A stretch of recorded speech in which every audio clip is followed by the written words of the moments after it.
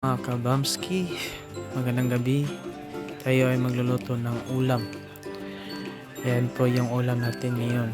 Ito ay lutuin. Unang gawin, igisa yung kamatis at yung mga sibuyas at yung mga pampalasa.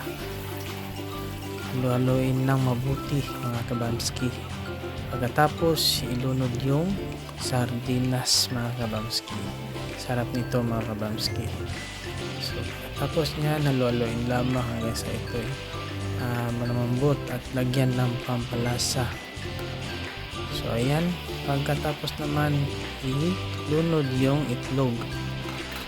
Yun ay isa sa ating mga recipe, yung itlog.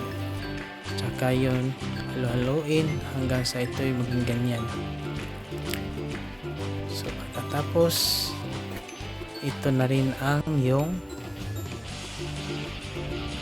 finished product natin.